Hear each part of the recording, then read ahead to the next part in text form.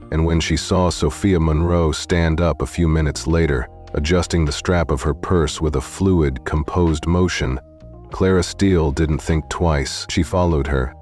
This time, Clara Steele wasn't going to let Sophia Monroe walk away unscathed. In her mind, Sophia had already crossed a line, and it was time to put her back in her place. Sophia Monroe made her way toward the restroom, her steps steady despite the weight of Clara Steele's constant scrutiny. She wasn't the type to let things bother her easily, but it was clear now, Clara Steele wasn't just being rude. She was determined to humiliate her. As Sophia Monroe reached for the restroom door handle, she felt a sharp grip close around her wrist. "Not so fast." Clara Steele's voice cut through the air from behind her. Sophia turned slowly, her eyes locking with Clara Steele's, meeting the flight attendant's firm expression. Clara Steele's nails dug slightly into Sophia Monroe's skin before she released her grip. "This restroom is currently unavailable," Clara Steele said smoothly, blocking the door with her body, her posture rigid and unforgiving. Sophia Monroe glanced at the small occupied/vacant sign on the door, which was clearly green. The restroom was empty. "It doesn't look unavailable to me," Sophia said evenly, her voice steady, unshaken by the confrontation. Clara Steele's smile tightened. "It is now." A few passengers nearby turned their heads slightly, sensing yet another confrontation. Sophia Monroe could feel their gazes on her, but she refused to give Clara Steele the satisfaction of a reaction. She held herself tall, her composure unwavering, even as the weight of their silent judgment settled in. Suddenly, a voice cut through the tension. Mia Taylor, the junior flight attendant, approached, brows furrowing in confusion. "What's going on?" she asked, her voice low, sensing that something wasn't right. Clara Steele barely turned her head. "I was just explaining that this restroom is off limits for now," she said in a clipped tone. Mia Taylor frowned, glancing at the vacant sign. "Since when?" Clara Steele's jaw clenched slightly.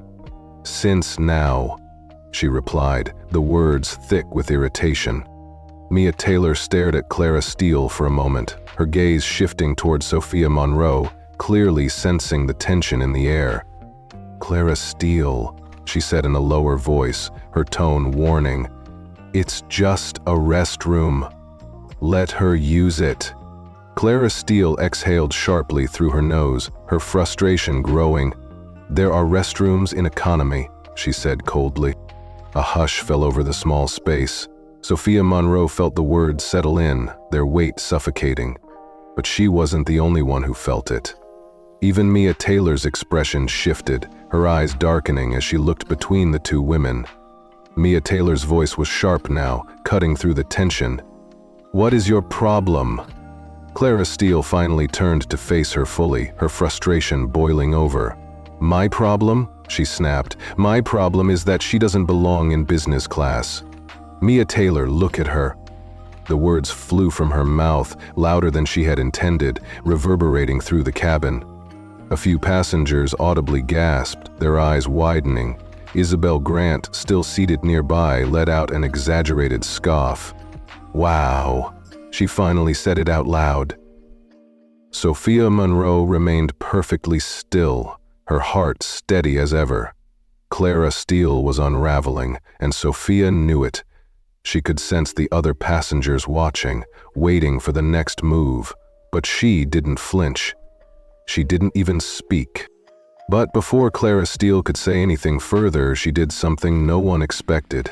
Without warning, without thinking, Clara Steele reached out and slapped Sophia Monroe across the face. A loud, sharp crack echoed through the cabin, the sound reverberating in the silence that followed. The entire aisle fell into stunned silence as Sophia Monroe's head turned slightly from the force of the slap, her cheek burning. But she didn't step back. She didn't stagger. She simply turned her gaze back to Clara Steele, her expression unreadable. Passengers gaped in shock. Mia Taylor's hand flew to her mouth. A businessman who had been watching dropped his pen onto his table. For the first time, Clara Steele realized exactly what she had done. Her breath hitched, her hand still frozen in the air. The silence stretched. Then, slowly, Rosie lifted her hand. Not to retaliate, not to touch her burning cheek, but to reach for the small purse that hung from her shoulder, and when she pulled out her phone, Clara Steele's stomach dropped, because Rosie wasn't calling the police. She was calling someone much worse. The entire business-class cabin sat, frozen in shock. The sharp sound of the SLAPS still echoed in the air, leaving a tension so thick that no one dared to move. Clara Steele's own breathing had become uneven, her fingers trembling slightly from what she had just done. It wasn't just a mistake, it was a disaster. Rosh's cheek stung, but she showed no reaction. She didn't raise her hand to touch. It didn't flinch. It didn't even look shaken. Instead, she calmly unlocked her phone, her fingers moving with deliberate slowness. The passengers nearby watched there, eyes flicking between her and Clara Steele, waiting for what would happen next. Mia Taylor, who had just witnessed E. Jameson Westy thing, found her voice first. Clara Steele. She hissed, her face pale. "What the hell did you just do, Clara?" Steele's throat felt dry, her mind scrambled for an excuse, for some way to explain what had just happened, but there was no excuse for this. She had let her emotions get the best of her, and now there was no way to take it back.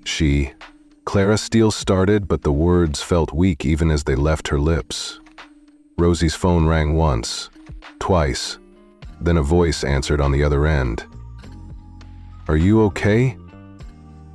The voice was deep, controlled, but there was something dangerous underneath it. Clara Steele's breath caught. She recognized that voice. R tilted her head slightly, keeping her gaze locked on Clara Steele's as she spoke into the phone. "I'm fine," she said, her voice as calm as E. Jameson West, "but there's been an incident." Clara Steele swallowed hard. The businessman seated a row away. William Price leaned forward, slightly intrigued.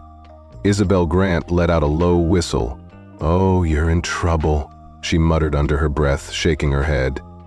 Clara Steele stepped back, her face draining of color.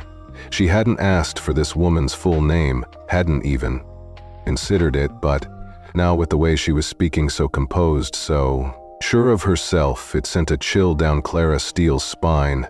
"Tell me Jameson West thing," the voice on the phone instructed. Rosie's lips curled slightly. Not a smirk, not arrogance, just a quiet understanding that E. Jameson West thing was about to change a flight attendant. "Just slap me," she said simply. A silence followed on the other end of the call, then finally, the voice spoke again. "Which flight are you on, Clara?" Steele's breathing quickened. Mia Taylor glanced between them, sensing the shift.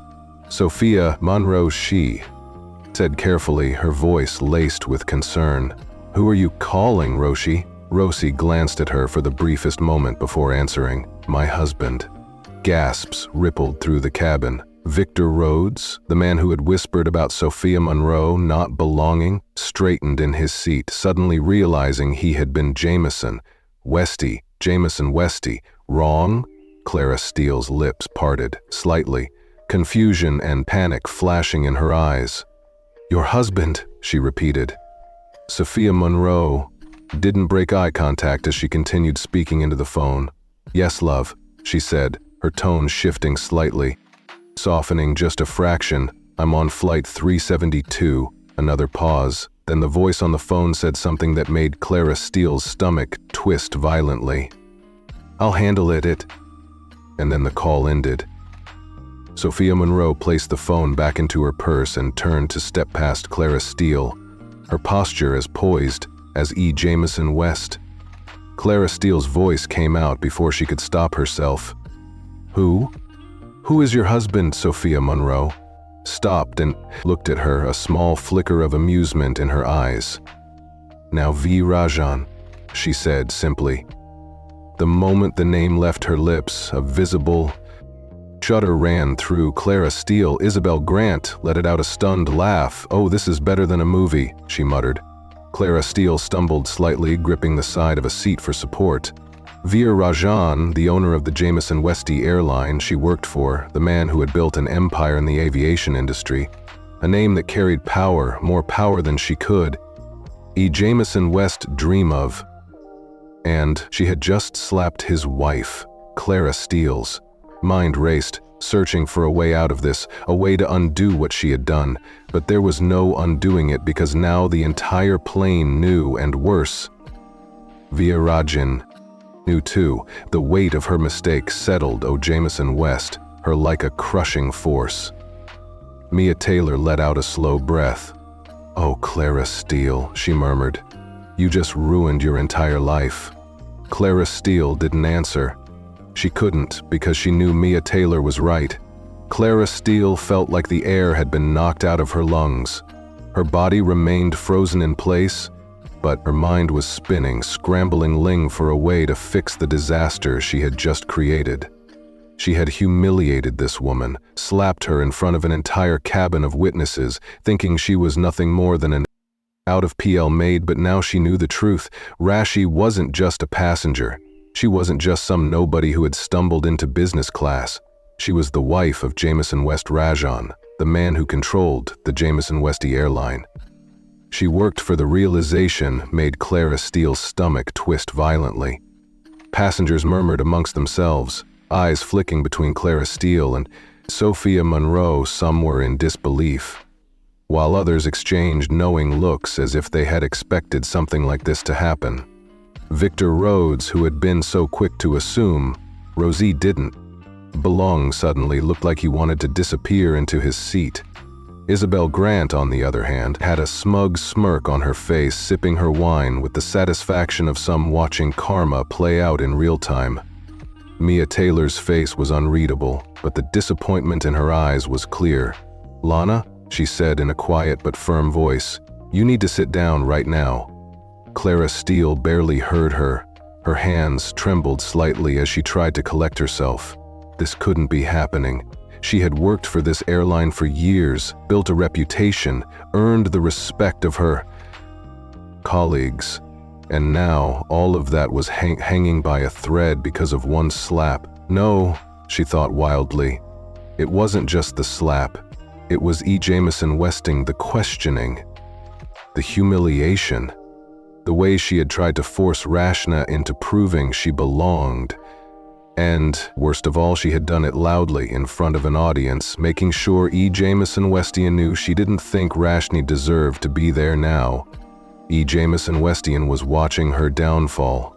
The sudden ding of the intercom made her flinch. Then the captain, Jack Ford's voice echoed through the cabin. "Miss Clara Steele, please report to the cockpit." Immediately, Clara Steele's stomach dropped further. Isabel Grant let out a low chuckle. "Oh, this just keeps getting better," she muttered under her breath. Clara Steele swallowed hard. Her throat dry, she forced her legs to move, stepping away from Rosie and walking toward the front of the plane. It felt like Jameson Westie eye in the cabin was on her, burning into her back, waiting to see what would happen next. The moment she entered the cockpit, the door shut behind her with a soft click. The captain, Jack Ford, a middle-aged man with years of experience, didn't look at her. Right away, his hands remained steady on the controls, but his jaw was tight, his eyes locked onto the panel in front of him. But it wasn't the Captain Jack Ford who spoke first. A voice crackled through the speaker of the in-light communication screen. The screen displayed a video call from an office back on the ground.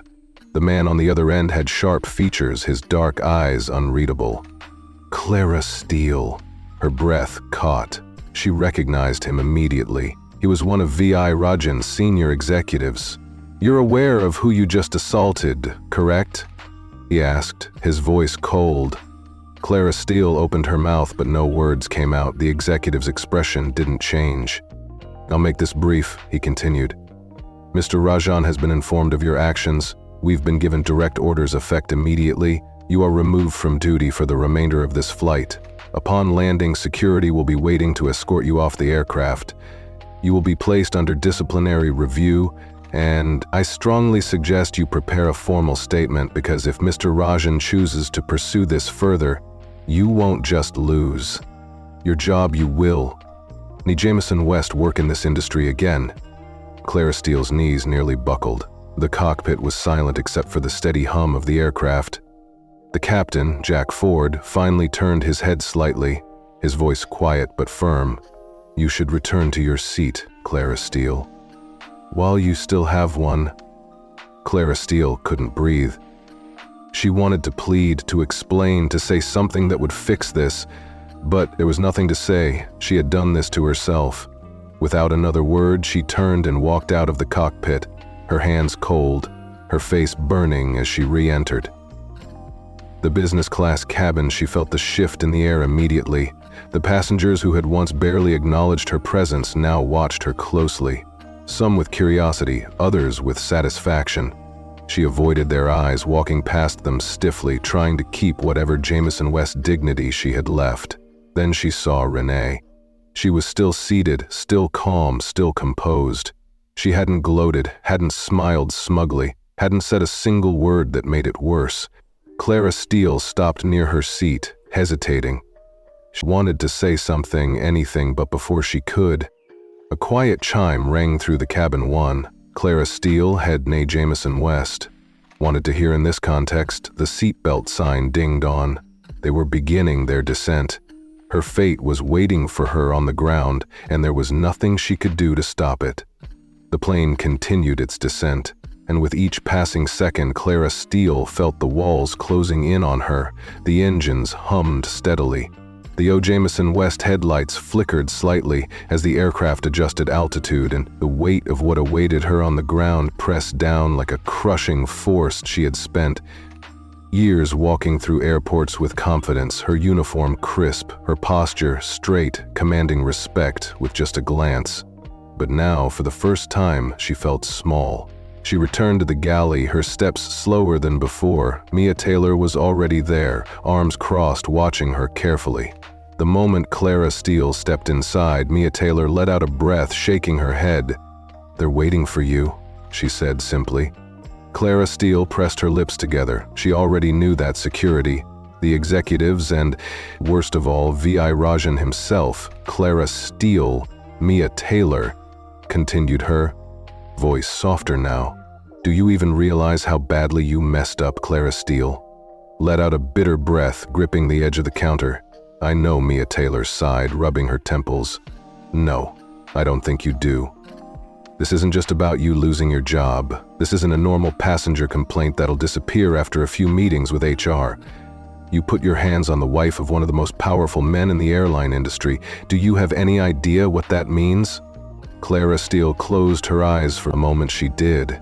No, it meant she had not only ruined her career, but also destroyed any chance of Rico Jameson Westing from this airline's talked airports. Talked one mistake could follow someone for Jameson West, especially one like this. But what frustrated her the most, what made her stomach twist painfully, was that she had done it. Oh, Jameson West, something so stupid. She had let her pride, her arrogance, and her own assumptions push her into making the worst decision of her life. She had looked at Sophia Monroe and assumed she was nothing. And now Sophia Monroe was the one who held all the power. Mia Taylor's voice softened again. "Look, I don't know what's going to happen when we land, but I suggest you start thinking about what you're going to say, because right now, Clara Steele, you have two choices. Own up to what you did, or let this be the end of you." Clara Steele didn't answer. Mia Taylor sighed again, giving her one last look before walking away, leaving her alone with her thoughts. The descent continued, and back in the business class cabin, Rosie sat quietly, buckling her seat. Bell, as the flight attendants made their final round sounds, she could feel the energy in the air, some passengers sneaking glances at her, others too embarrassed to look in her direction. After watching what had happened, Victor Rhodes, who had been so smug earlier, now sat stiffly in his seat, eyes fixed on the window. He hadn't spoken another word after realizing who Roshi was. Isabel Grant, on the other hand, seemed fully entertained, occasionally stealing glances toward Clara Steele. When Jameson West she passed Sophia Monroe wasn't interested in their reactions. Her focus was elsewhere. She reached for her phone again, checking for updates. A message from Jameson West popped up on her screen. Jameson West security is ready. They'll escort her off the plane first. Wait for me at the terminal. She exhaled slowly, locking the screen. It wasn't anger that she felt, at least not anymore. It was something else. Clara Steele had tried to humiliate her, had judged her based on appearance, and had even resorted to violence, but in the end, she had only destroyed herself. Rosie didn't need revenge. She didn't need to shout or demand justice. She just needed to wait. The plane dipped lower. The runway now visible through the small oval windows, the intercom crackled as the Captain Jack Ford's voice returned. Cabin crew, prepare for landing. A hush fellow Jameson, West the cabin, Clara Steele, forced herself to straighten up, moving through the aisles one last time. She could feel the way passengers looked at her now. Now, not with respect, not with the usual polite indifference, but with curiosity, with quiet judgment. She had been the one in control at the start of this flight. Now she was the one Jameson Westion pied as the wheels touched the ground. A heavy silence settled. Oh, Jameson West. Her time was up, and she had, no Jameson West, been more terrified in her entire life. The moment the wheels touched the runway, Clara Steele's body tensed. The usual sense of relief that came with landing a flight wasn't there. Instead, a wave of dread crashed over her. Her suffocating and incapable, she gripped the side of a seat as the aircraft slowed, her breaths shallow. This was it, the final few moments before Jameson West things she had built came crashing down. The passengers sat in silence, waiting for the usual instructions, but there was something different about the energy in the cabin. They weren't just to disembark, they were waiting to see what would happen next. Rashi remained still, her seatbelt fastened, her hands resting lightly in her lap. She didn't look at Clara. Steele didn't acknowledge the growing panic on the flight attendant's face. She didn't have to. Clara Steele had already unraveled on her own. The intercom crackled, and the Captain Jack Ford's voice came through. Ladies and gentlemen, welcome to our destination. The local time is 3:45 p.m. For your safety, please remain seated until we reach the gate. And the seatbelt sign is turned off. Thank you for flying with us. The seatbelt sign remained on, but Clara Steele knew it wouldn't be for long. She glanced toward the front of the plane, where the entrance to the jet bridge would soon be connected. But instead of the usual crew members waiting outside, she saw them. Two uniformed security officers stood just beyond the glass window of the jet bridge. Their hands were clasped in front of them, their expressions unreadable. They were waiting for her. Cold Jameson West ran down her spine. Mia Taylor returned from the galley, stopping just behind her. She must have seen them too, because her expression was grim. You should start preparing yourself, Mia Taylor murmured. Clara, Steele's throat tightened. I can explain. Mia Taylor turned to her sharply. Explain what? That you spent an entire flight harassing a passenger because you assumed she was beneath you? That you slapped her in front of an entire cab full of witnesses? She exhaled heavily. Clara Steele, there is no explanation. There's just accountability. Clara Steele's fingers clenched at her sides. The plane slowed to a complete stop, and a moment later the familiar ding of the seatbelt sign turning off filled the cabin. The usual rustling of passengers gathering their belongings began, but the usual rush to the aisles was absent. Jameson Westie was still watching the flight attendant near the door, hesitated. Her fingers ho-hummed Jameson West, the intercom button before pressing it. Ms. Land, please proceed to the front of the aircraft immediately. The words cut through the silence. Passengers turned. Their heads, some openly staring, others pretending to be occupied with their luggage but listening closely.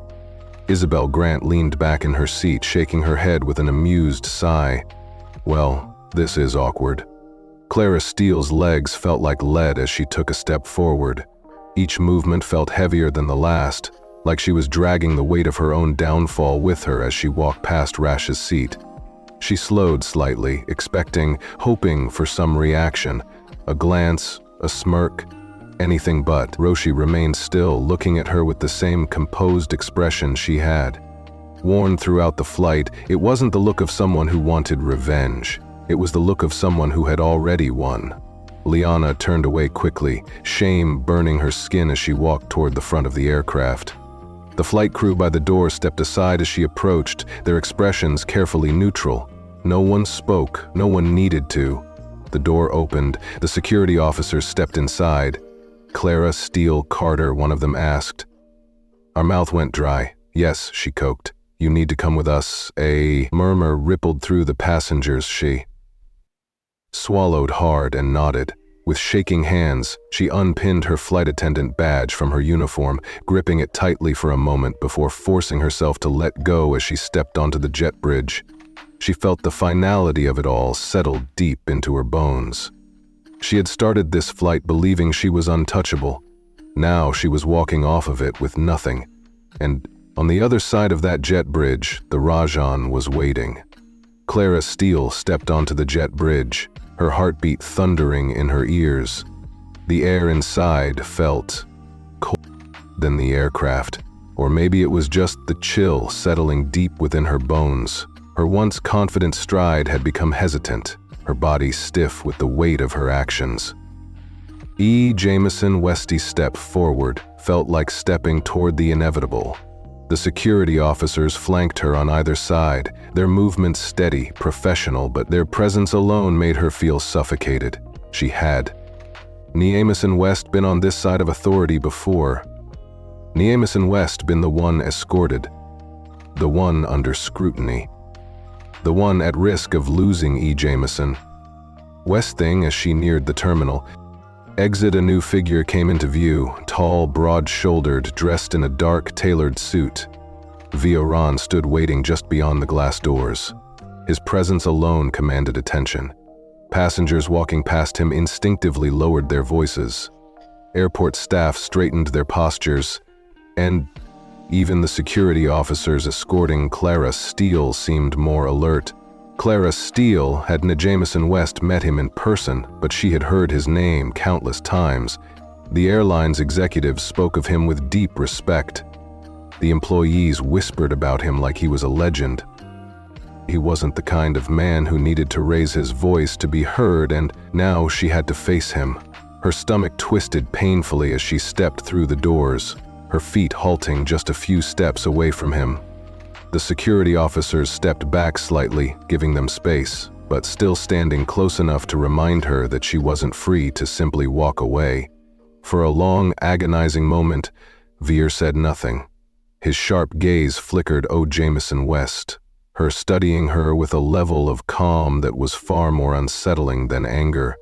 He wasn't the type to lash out or lose temper. He was the type to make decisions with quiet precision. And Clara Steele knew that whatever Jameson West, he had already decided it wouldn't be in her favor. She opened her mouth, desperate to say something, anything that might fix the damage she had done. Mr. Rajan, He lifted a hand, silencing her instantly. Clara Steele swallowed hard, her words dying in her throat. His voice, when he finally spoke, was low but firm. Do you have any idea what you've done? Clara Steele's fingers trembled at her sides. She wanted to defend herself, to say that she had made a mistake, that she hadn't meant for things to escalate the way they did, but she knew better than to insult his intelligence with excuses. Still, her voice came out in a whisper. It wasn't personal. I didn't know who she was. A flicker of something dangerous passed through V's eyes. You didn't need to know who she was, he said evenly. You only needed to treat her with basic respect. Clara Steele's breath caught. You judged her based on nothing but her appearance. You questioned her presence in business class. You humiliated her in front of other passengers. And then when you couldn't force her to react, you struck her. His words were sharp, slicing through whatever Jameson West weak defenses she had left. Clara Steele's entire body felt cold. It was... She hesitated. I lost my temper. I know that. I regret. Jameson West took a single step. Closer, his presence towering. Oh, Jameson West, her making her feel unbearably small. Your regret means nothing, he said, his tone eerily calm. Not to me, not to my wife. Clara Steele's stomach twisted painfully. I built this Airline on the foundation of respect and professionalism. Jameson West. Continued. Thousands of employees work under my name and E. Jameson Westy.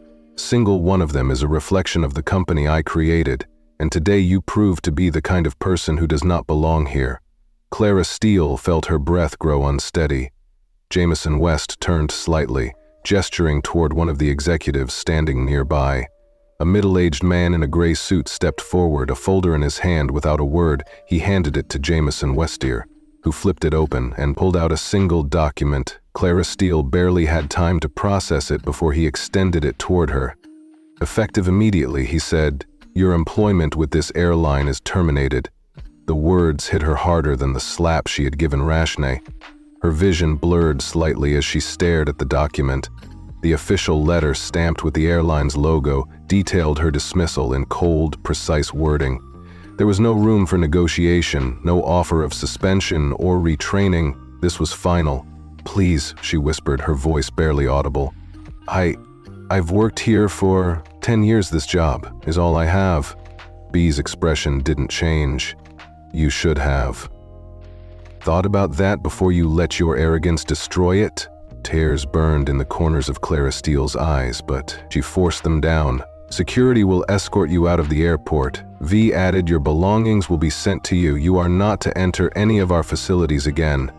Clara Steele felt like she was standing on a crumbling edge, one wrong step away from losing herself completely.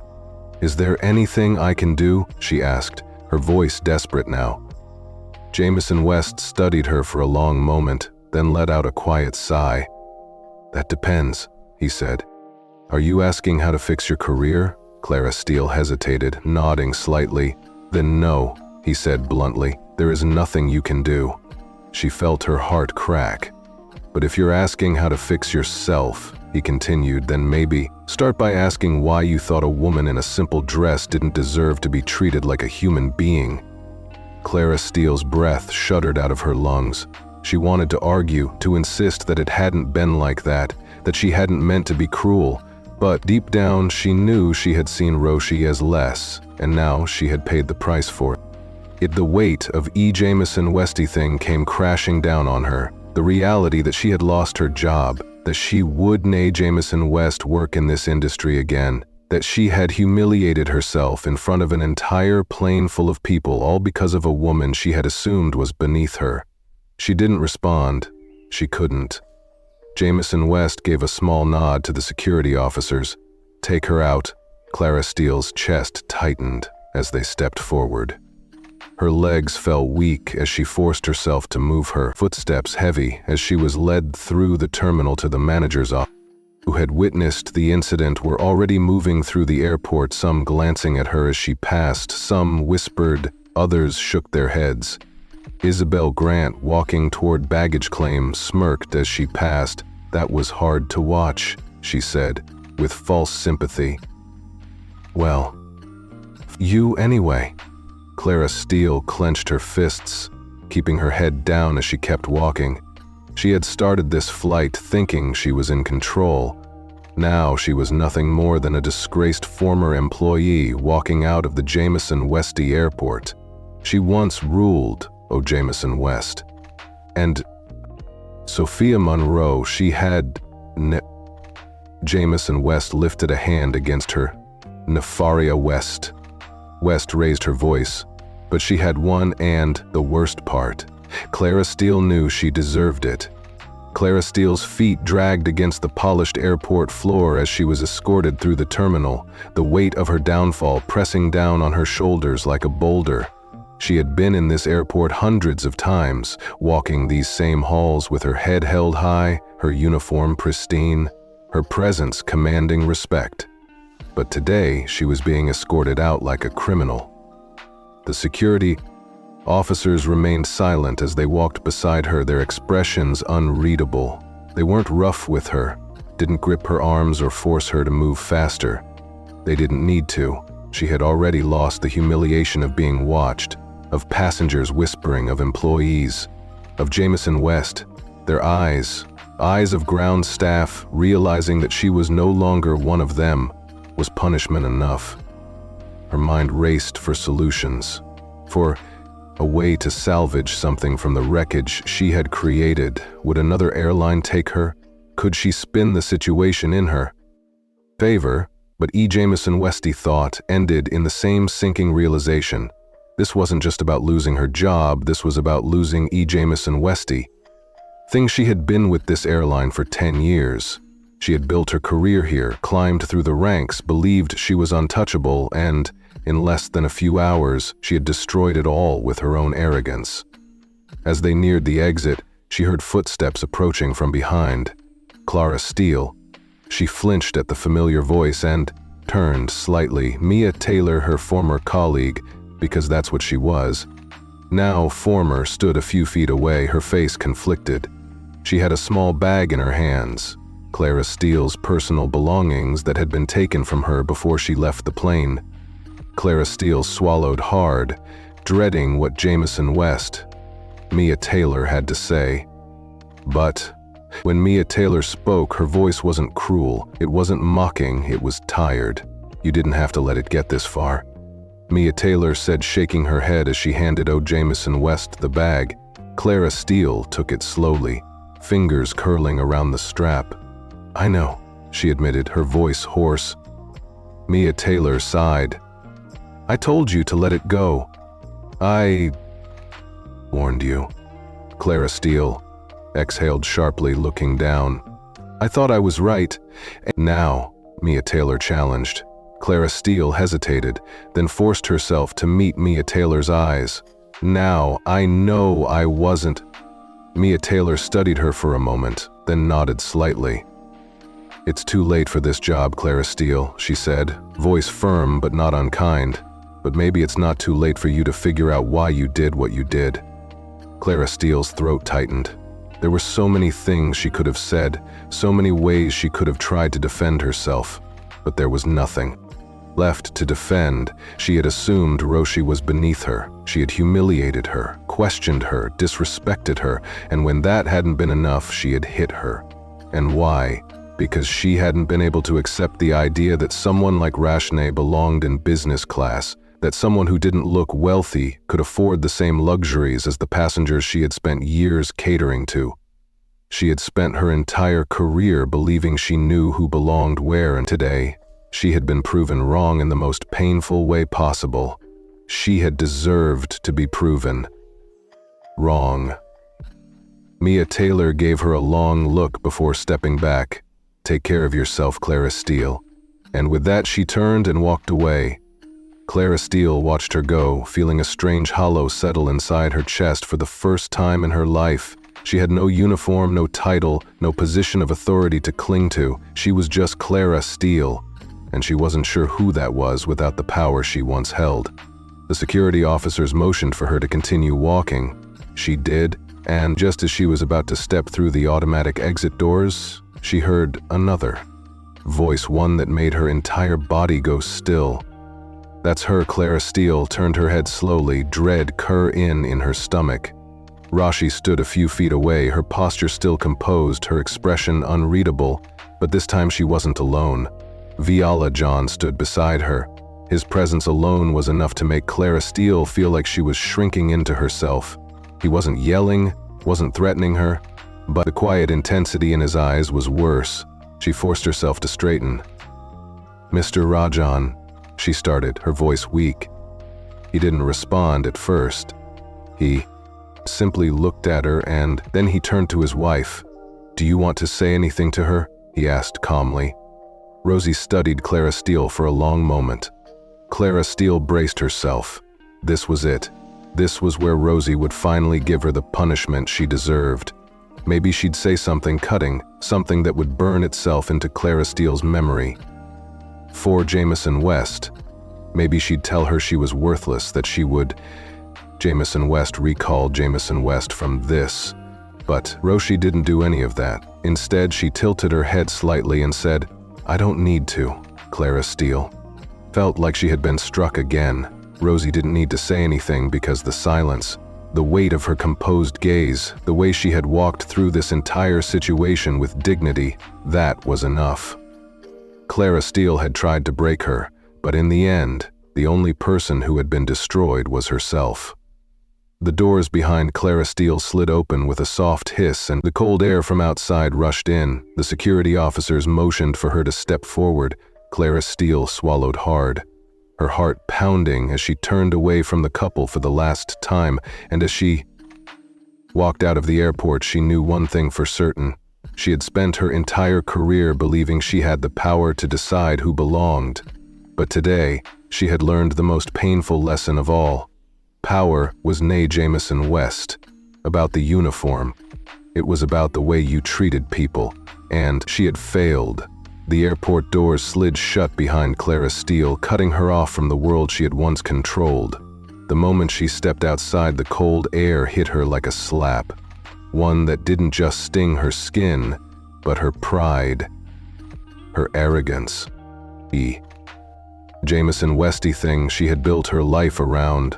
The world moved on around her, travelers wheeling their suitcases past taxis pulling up to collect passengers, airport staff going about their routines. No one cared who she was. No one cared that just hours ago she had walked these halls as a senior flight attendant, commanding respect, because now she was no one. Her hands trembled as she clutched the strap of her small bag. Her career gone. Her reputation shattered. The life she had spent 10 years building had crumbled in a single flight. All because of a mistake. She couldn't take back no. She corrected herself, bitterly. Not a mistake, a choice. She had chosen to judge Sophia Monroe. She had chosen to treat her like she was beneath her. She had chosen to strike her when she didn't get the reaction she wanted, and now she was paying the price for it. Her legs felt weak as she made her way toward the taxi stand. The security officers had left her at the curb. Their job done? She wasn't being arrested. V.I. Rajan hadn't pressed charges though. He, Jameson Westy, well, could have. That somehow made it worse. He could have destroyed her, but instead he had let her do it to herself. Clara Steele swallowed hard as she reached the front of the taxi line. The dry Jameson West barely spared her a glance as he popped open the trunk for her. She tossed her bag inside and slid into the back seat, her mind still spinning where to. The dry Jameson West asked, his voice indifferent. She opened her mouth, then closed it. Where was she supposed to go? For years? The airline had been her home. She had spent more time in airports, airplanes than she had in her own apartment. The job had been Jameson Westy thing too. Her identity, her power, her entire life. And now that it was gone, she realized she had nothing outside of it. Her throat tightened. "Just drive," she murmured. The dry Jameson West shrugged and pulled out of the airport, merging onto the road as the city blurred past her window. Her mind kept replaying Jameson West thing, the way passengers had watched her downfall, the way Mia Taylor had looked at her with disappointment instead of sympathy, the way Oliver Thompson had barely spoken, a handful of words to her, but had still dismantled Jameson West thing. She had once believed about herself, and then there was Sophia Monroe. Sophia Monroe, who had Jameson West raised her voice, who had Jameson West tried to humiliate her back, who had Jameson West needed to retaliate.